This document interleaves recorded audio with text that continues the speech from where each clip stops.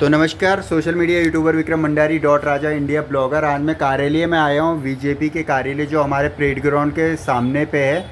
तो आज आपकी एक ख़ास सेलिब्रिटी से बातचीत और उनके बीजेपी के ऊपर में क्या बातें हैं वो अपने द्वारा बताएंगे और मैं पूछूंगा। श्री विनोद कुमार, कार्यालय प्रभारी, भारतीय जनता पार्टी महानगर देहरादून से यहाँ पर बातचीत करने आ रखा हूँ। Social media YouTuber Vikram Bhandari dot Raja India blogger, Raja blog has UK, Uttarakhand police YouTuber Vikram Bhandari dot Raja. Sir बताएं सर, आप कुछ बीजेपी की अपनी कहानी। बीजेपी की कोई कहानी, एक राष्ट्रीय पार्टी है और अपना काम कर रही है जी। राष्ट्र के प्रति बीजेपी में जो भी लोग काम करते हैं जी, सारे राष्ट्र भक्त लोग जुड़े हैं इसके साथ जी, और जुड़ भी रहे हैं। आजकल हमारा सदस्यता सब लगे हुए हैं, जितनी मेंबरशिप बढ़ाएंगे उतनी बढ़ेगी जी। और बताएं सर, कार्यकाल अभी सर ये उत्तराखंड के ऊपर में मैं एक चीज़ पूछना चाहूँगा। जो ऋषिकेश कर्णप्रयाग परियोजना है उसमें जो ट्रेन का कामकाज है, उस कामकाज में सर कब तक उसके होने की आकांक्षा है? मेरा ख्याल है कि 1 साल के अंदर अंदर शुरू हो जाएगी, रेल शुरू हो जाएगी, ट्रायल हो गए उसके। तो 6 अक्टूबर 2024 में मैं सर से बातचीत कर रहा हूँ और दूसरे साल में कंप्लीट हो जाएगा 2025 में। अब लगभग हो जाएगा। क्या सर? देखो असल में ना आपदा प्रभावित एरिया है सारा ये, तो कोई ना कोई नई दुविधाएं आती रहती है, मगर सरकार प्रतिबद्ध है कि बना के ही छोड़ेंगे जी। और सर एक समस्या और मेरे दिमाग में आई, मैंने उसके ऊपर में थोड़ा सा विमर्श किया कि जो ट्रेनें बन रही हैं नई, तो मैंने अपने आप को इन ट्रेनों में सफ़र करते हुए देखा और कंफर्टेबल महसूस नहीं किया, जो पूरी की पूरी बंद ट्रेनें बन रही हैं। देखिए ऐसा ना, वो सारी एसी है, एसी हैं, एसी ट्रेनें हैं, तब बंद ही तो होगी। अब खिड़कियाँ दरवाजे लगा के लगे तो हुए हैं, मगर एसी का लुत्फ़ तभी लोग ले पाएंगे जब बंद होगी।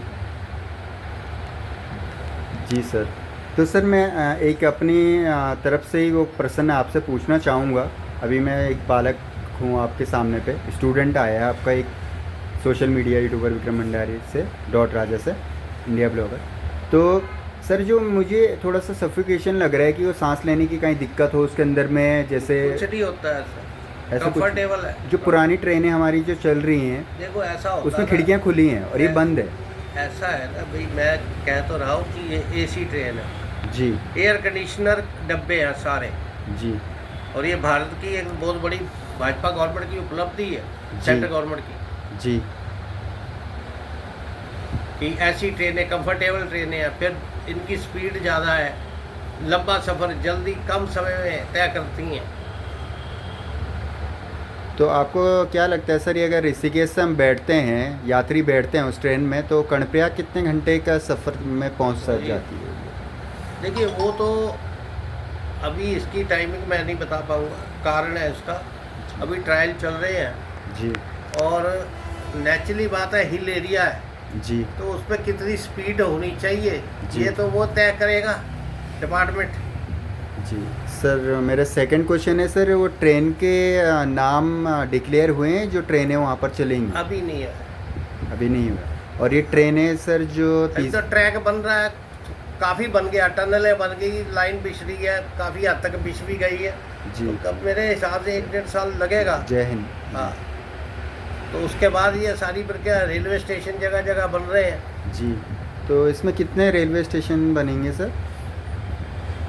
देखिए ये डिपेंड करेगा कि देखो मुख्य जो बीच में एरिया पड़ रहे हैं, जैसे ऋषिकेश से चलेगी जी, देवप्रयाग आएगा, जी, देवप्रयाग से चलेगी रुद्रप्रयाग आएगा, रुद्रप्रयाग से चलेगी कर्णप्रयाग आएगा। अगर फास्ट ट्रेन है तो उसके कम स्टॉपेज होंगे, अगर स्लो होगी तो जगह जगह रुकती हुई चलेगी, छोटे छोटे गांव भी बीच में आएंगे, बहुत सारी चीज़ें आएंगी। सर 4वां प्रश्न है मेरा कि ये ट्रेनें जो बनेंगी सर, वो अभी जो वो तो पूरा एक पार्ट जाएंगे उसके, हाँ, तो पार्ट कंप्लीट हो चुके होंगे सर, या अभी उस पे भी कामकाज चल रहा है कहीं पे? ट्रेनें ऑलरेडी देखो, इस समय ट्रेनों की कमी थोड़ी है। फैक्ट्रियां काम कर रही हैं, अपना चल रहे हैं, रोज रेल ट्रैक बन रहे हैं, रोज रेल डब्बे बन रहे हैं, रोज इंजन बन रहे हैं। जी सर। हाँ, वो ऐसी कोई दिक्कत वाली बात नहीं है। ये भी संभव है जो ट्रेनें ऋषिकेश से चलती हैं उन्हें वहाँ तक बढ़ा दिया जाए, वहाँ से चलेगी। अच्छा, मतलब जो ऋषिकेश तक जा रही हैं। हाँ, कुछ ट्रेनें हो सकता है अभी वहाँ से चला दी जाए कर्णप्रयाग से। अच्छा, इसमें ऐसे भी उसमें वो इधर से जो जाएगी वो कर्णप्रयाग तक जाएगी। तो पुरानी ट्रेनें भी चल सकती हैं हाँ, उसमें? बिल्कुल, क्यों नहीं। Thank you very much sir. Route बढ़ाए जा सकते हैं। जी सर। नमस्कार, आपका शुभ नाम जी? सागर पोखरियाल जी। सागर पोखरियाल जी। आप बीजेपी के? जी सर, मैं यही कार्यालय में काम करता हूँ अच्छा, सर के साथ में? सर के साथ में। Sagar Pokhriyal ji, pleasure to meet you. Social media YouTuber Vikram Bhandari dot Raja, social media YouTuber Vikram Bhandari dot Raja, India blogger.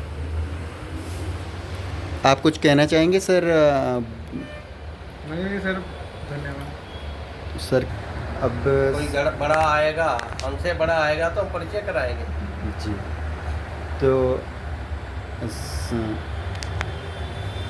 तो विनोद शर्मा सर, इसमें एक मेरे क्वेश्चन थोड़ा सा उस पे है कि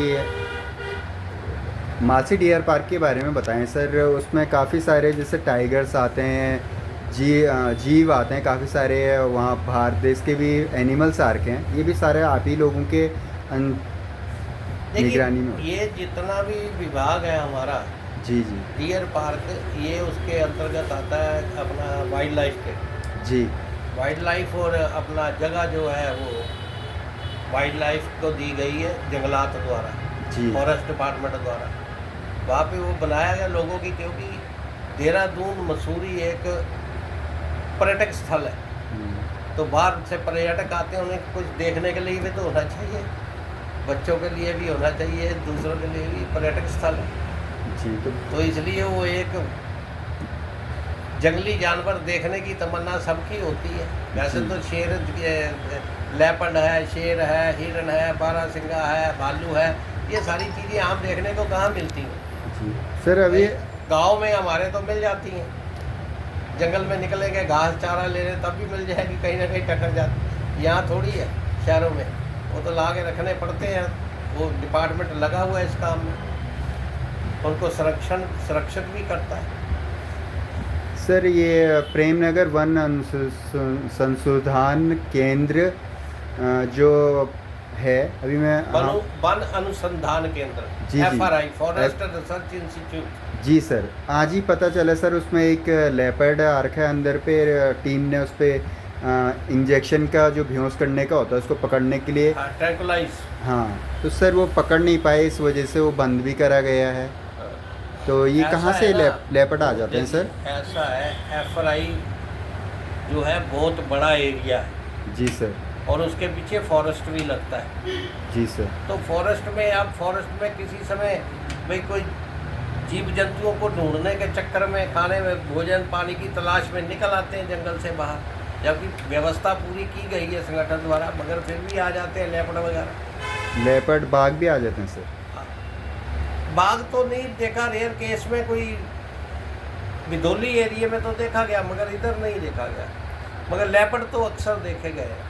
लेपर्ड भी काफ़ी जानलेवा रहता है सर। हाँ, लेपर्ड कम से कम खूंखार तो होता ही। जी सर। कुछ सर आप अपने द्वारा स्वयं ही मुखार से बताएं। हमने क्या कहना है, हम बैठे हैं अपनी ड्यूटी पे, संगठन के लिए काम कर रहे हैं, संगठन के एक सिपाही के रूप में। संगठन जो जो दायित्व देता है उसका निर्वहन करते हैं। जी सर। सर अब मैं आपसे कुछ सवाल जो मैंने शुरू में रखी थी, एक बात जो हमारे पहले फ़ोटो में विनोद शर्मा जी से मैं भारत के इतिहास हैं जो विनोद शर्मा जी भी इसमें हैं और ऊपर में काफ़ी सारे कार्यकर्ता हैं उनके प्रधानमंत्री जी हैं हमारे, जी नाम नरेंद्र मोदी जी। जी इधर जेपी नड्डा जी हैं, हमारे राष्ट्रीय अध्यक्ष हैं। जी ये दुष्यंत गौतम जी हैं, जी ये हमारे अपना प्रभारी हैं, यहाँ के मेंबर पार्लियामेंट भी हैं। जी ये भी मेंबर पार्लियामेंट है, रेखा आर्या जी। जी ये अपना पहले हमारे प्रदेश अध्यक्ष थे, जी ठीक है कि नहीं? जी सर ये पूर्व प्रदेश अध्यक्ष है। जी ये हमारे पूर्व शिक्षा मंत्री हैं। जी ये वे अपने हमारे अपना मेंबर पार्लियामेंट थे जी पूर्व। जी ये श्यामा प्रसाद मुखर्जी जी हैं, जिनकी आइडियोलॉजी पे हम चलते हैं।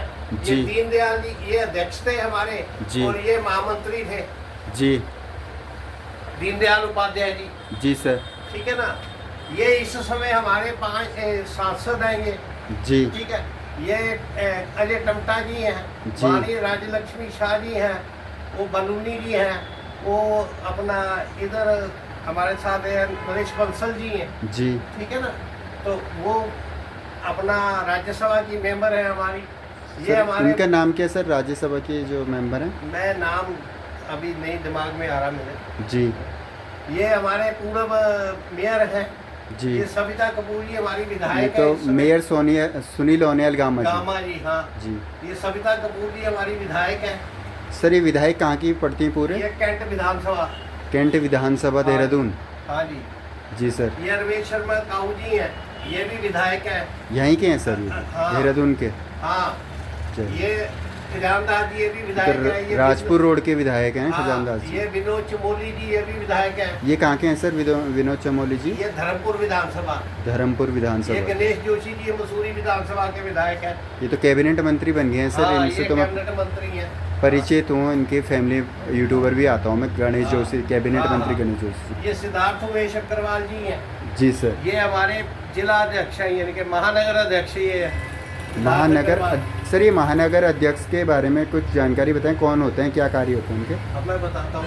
ये ऊपर हमारे मुख्यमंत्री जी हैं, धामी जी। जी हाँ ये तो मेरे को उत्तराखंड राज्य जनजाति हाँ। महोत्सव में मिले हैं और इनको हाँ। तो सीएम के नाम से सभी जानते ही हाँ, हैं तो ये हमारे अभी तक अध्यक्ष है, ये जी प्रदेश अध्यक्ष। प्रदेश अध्यक्ष और ये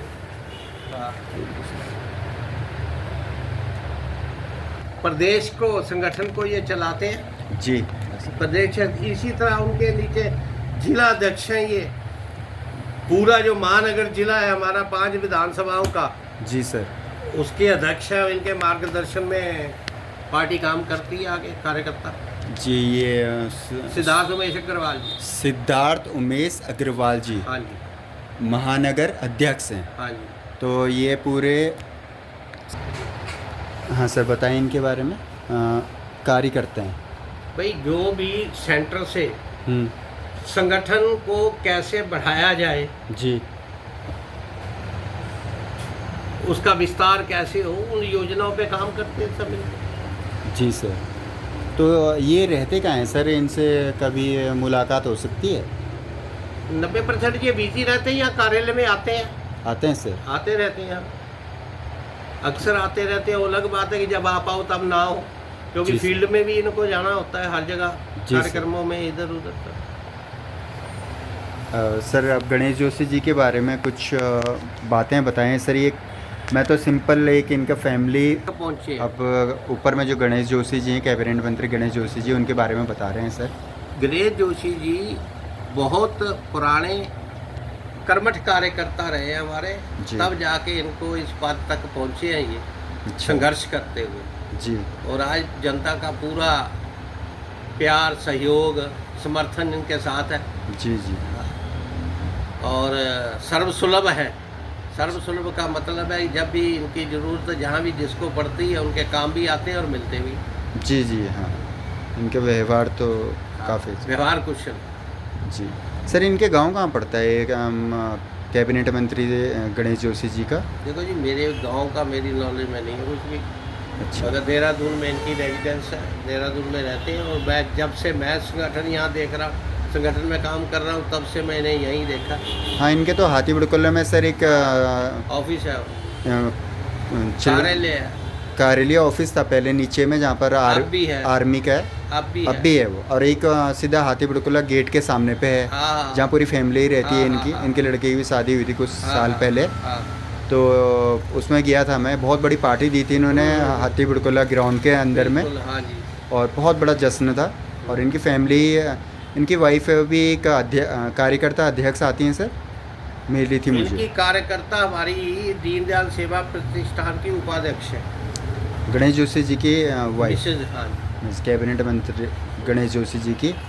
अच्छा, और इनके लड़की भी एक अच्छे पद पे कुछ हाँ, कार्य बेटी करती है सर। इसमें युवा मोर्चा की उपाध्यक्ष है, राष्ट्रीय युवा मोर्चा की राष्ट्रीय युवा मोर्चा की अध्यक्ष हैं, उपाध्यक्ष। उपाध्यक्ष हैं गणेश जोशी जी की बेटी। बेटी। सर बेटी एक तो बहू को भी बोलते हैं, और एक नहीं, ये बेटी पुत्री जिसे कहते हैं, जी सर ये। नेहा जोशी।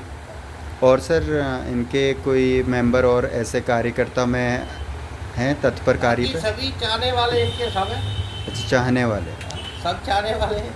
वैसे सर मैं इसमें एक अपने यहाँ की जो पार्षद हैं, मैं बीना रतूड़ी जी, जो हमारे प्रेम नगर के आगे में पूरा प्रेम नगर ले लीजिए, बड़ो वाला क्षेत्र की पार्षद हैं बीना रतूड़ी जी।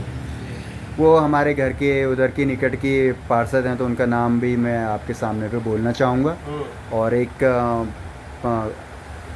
गणेश जोशी जी तो ले लेता हूँ मैं, और बाकी सारे मेंबर्स का मुझे नाम और जानकारी लेनी थी। तब कि ये भारत के इतिहास हैं इनके बारे में, जैसे कि सामाजिक विज्ञान का एक चैप्टर होता है, ये तो सारे लाइव हैं। लाइव हैं सर। हाँ। तो ये लाइव में भी पुस्तकें छपती हैं सर, इनकी पुस्तकें छपी हुई हैं। मैं चाहता हूँ कि स्कूलों में इनके बारे में जानकारी हो, और इसलिए आपसे नाम और जानकारी ले रहा हूँ सर मैं। जो आने वाली पीढ़ी है और जो इस समय पीढ़ी चल रही है, वो इनके नाम के द्वारा भी जान सके, तब कि हाँ जन जागृति जैसा एक। देखो, जन जन के नेता लोग हैं, लगभग बच्चे से लेकर बूढ़े तक सब जानते हैं इन्हें। देहरादून की स्थिति ऐसी है जी। और ये एक दफ़ा नहीं बने हैं। जी सर। ये भाई तीसरा चुनाव गणेश जोशी जीते हैं, तीसरा चौथा चुनाव। ये सविता कपूर जी हैं, हरबंश कपूर जी की मिसेज हैं, 9वीं दफ़ा वो परिवार में वो विधायक बनी है।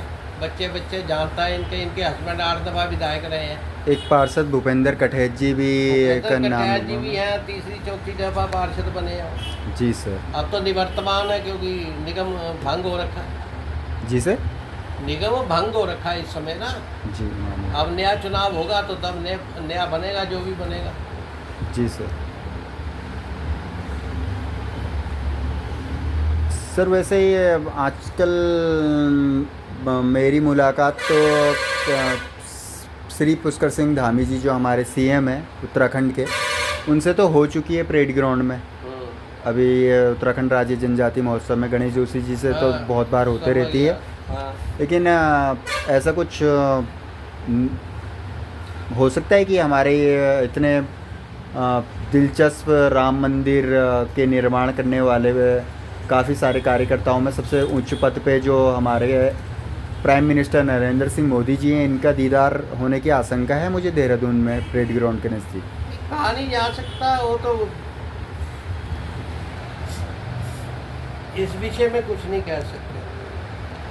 प्रधानमंत्री जी का लगाव बहुत है उत्तराखंड के साथ, अक्सर आते जाते रहते हैं, केदारनाथ भी आते हैं, और केदारनाथ में डेवलपमेंट जितनी अपनी देख रेख में करवा रहे हैं, तो पूरा उनका रहता है, और टाइम टू टाइम आते रहते हैं। अब रिसेंटली आगे कब आ जाए कोई भरोसा नहीं। जी सर। जी मैंने PWD का भी बहुत बढ़िया काम देखा है, जो प्रेम नगर के उधर से हो रहा था, चाय बगीचे की साइड में, बड़ा वाला क्षेत्र में। तो अच्छा कामकाज कर रहे हैं। गड्ढे काफ़ी टूट फूट हो रखी थी। नहीं, देखो बरसात थी, बरसात में नक्सर, क्योंकि ये शहर जो है ढलावनी सड़कें हैं 90% जी। और बारिश बहुत ज़्यादा होती है, बिटमिन की सड़कें बनती हैं, तो नेचुरली बरसात में डैमेज तो होती है। तो आज ट्रैफिक बहुत है।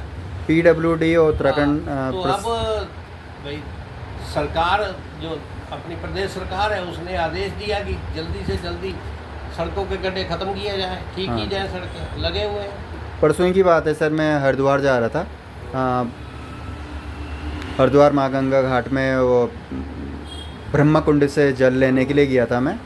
तो रेलवे स्टेशन के सामने गड्ढे थे, एकदम से मेरी कमर पे भी हल्की सी मोच आई थी। और उससे पहले एक वीडियो बनाई थी मैंने प्रेमनगर रोड पे कि वहाँ भी गड्ढे हैं। तो आज उनका कार्यकाल आप लोगों के समर्थन में ठीक हो रहा है। चल रहा है, तो मुझे अच्छा लगा sir, thank you very much. जो ही बरसात हटी है उसी समय काम शुरू कर दिया गया।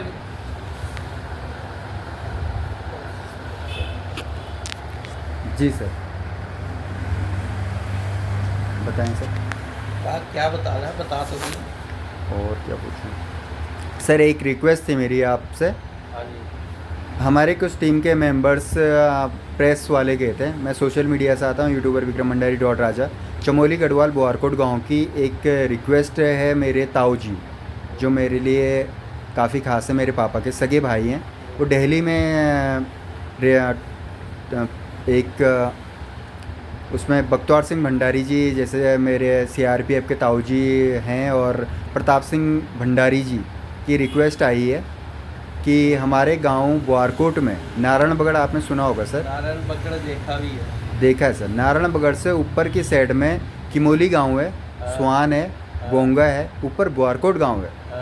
बहुत बड़ी समस्या मेरे सामने आई कि मैं खुद ब्लॉगिंग देख रहा था किसी के, उसमें एक प्रेस रिपोर्टर गया था हमारे गांव में, और गांव वालों की बहुत रोती हुई एक शक्ल मेरे सामने पे आई है कि वहाँ पर रोड ना होने की वजह से गांव में ऊपर की साइड, वहाँ पर तो है, नीचे की साइड में देवीधार तक है रोड, और देवीधार से ऊपर में नारायणगढ़ से ऊपर देवीधार पड़ता है सर, वहाँ तक है। हमारे गांव में रोड ना होने की वजह से मेरे ताऊ जी की जो स्वयं डेथ हो गई थी, अगर उनका इलाज चलता तो हम लोग रोड तक पहुँच पाते हैं सर, गाँव के जो बोआरकोट गाँव के हैं। उस वजह से रोड नहीं थी। मेरे ताऊ जी स्वयं CRPF के बीमार थे और जा कर के रास्ते में उनको दम तोड़ना पड़ा, जिस वजह से अस्पताल वो टाइम पे नहीं पहुंच पाए। दूसरा, उन्हीं का लड़का मेरे से भी थोड़ा सा जवान है,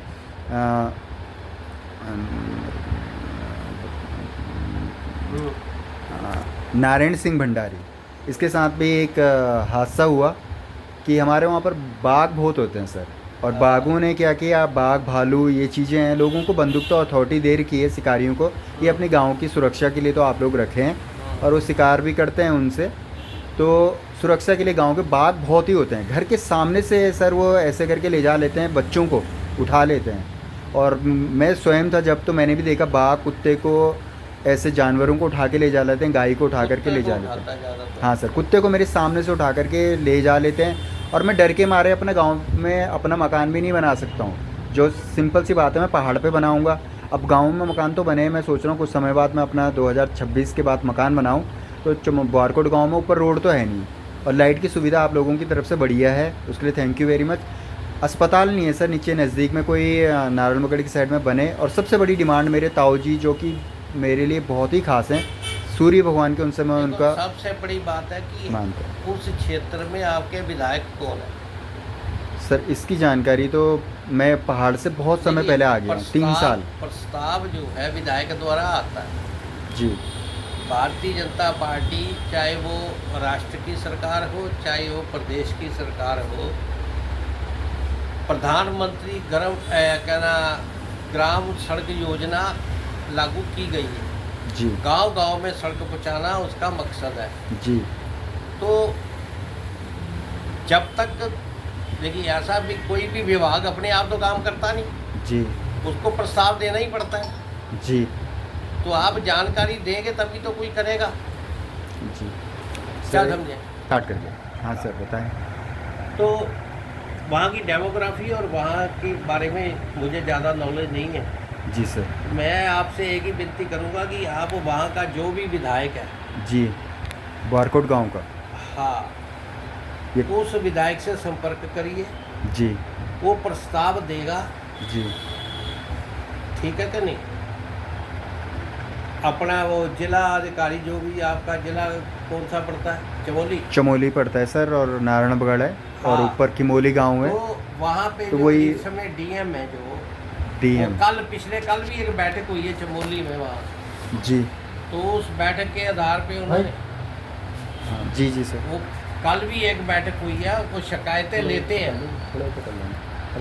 उनका निराकरण करते हैं वहाँ के डीएम जो हैं। आपको शूट करना है, खड़ा रहना। तो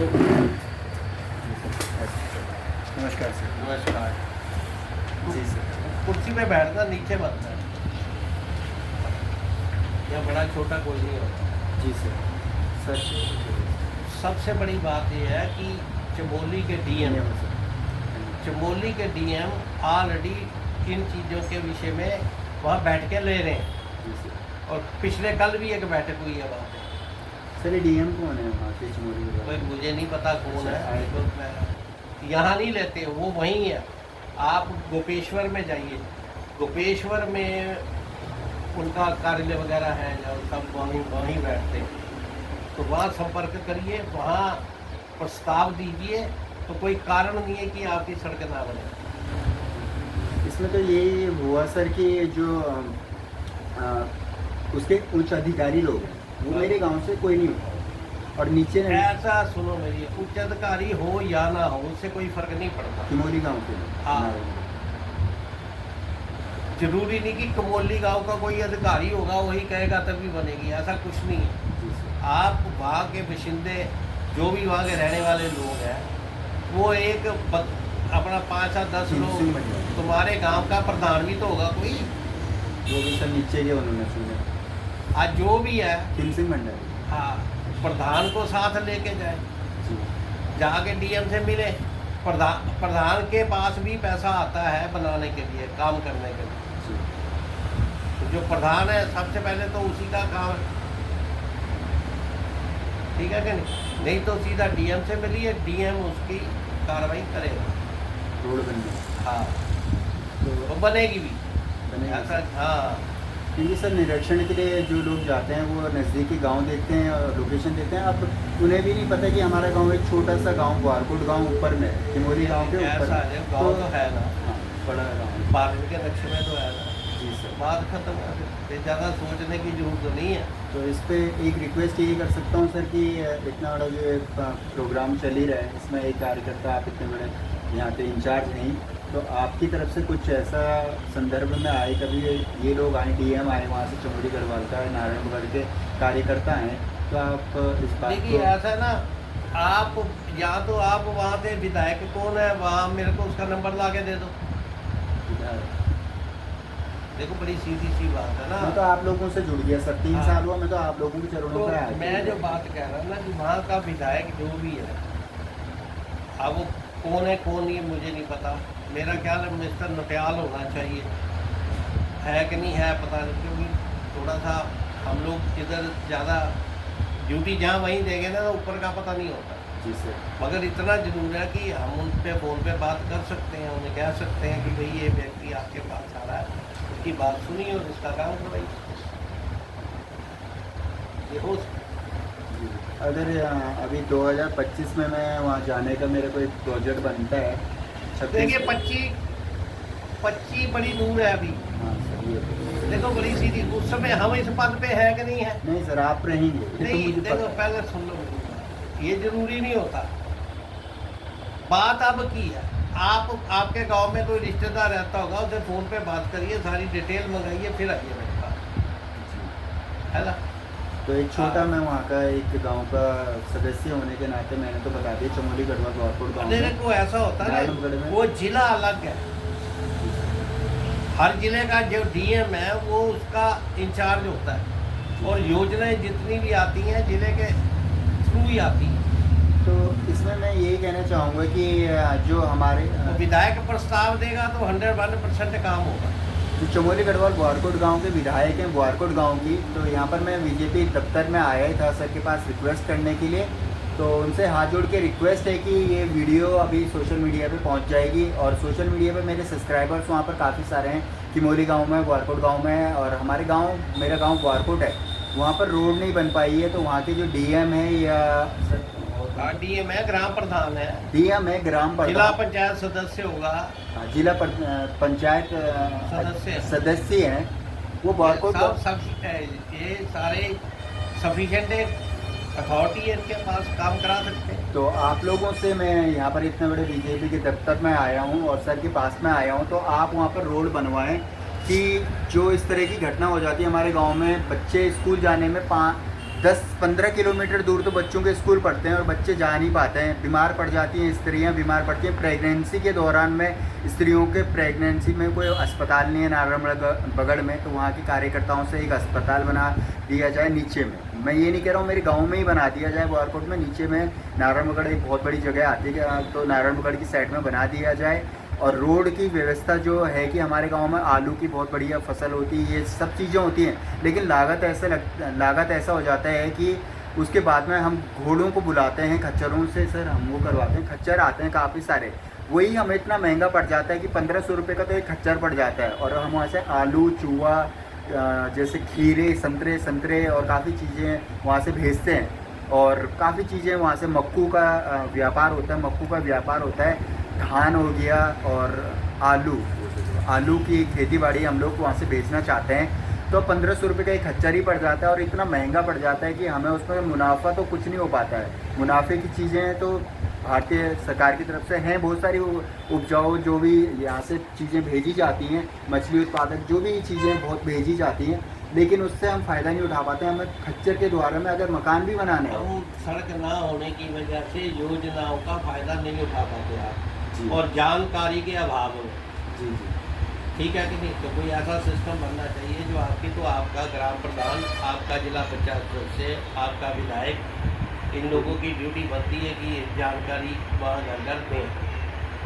योजनाएं आती हैं, तो सर की बात आप लोग सुने और जो भी भारतीय वहाँ के जनता अध्यक्ष पार्टी के कार्यकर्ताओं से संपर्क करें, उनके पास जितनी भी योजनाएं प्रदेश द्वारा या राष्ट्र द्वारा लागू की गई हैं, बाकायदा उसके बारे में जानकारियां दी जाती हैं और उनका लाभ जो है वो ले सकते हैं लोग।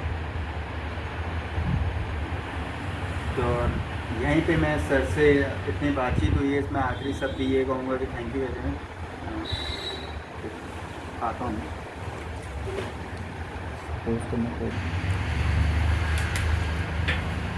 तो विनोद शर्मा जी से, महानगर कार्यालय प्रभारी जी से मेरी बातचीत हुई। और आपको कैसे लगा, वीडियो को ज़्यादा से ज़्यादा शेयर करना, लाइक करना और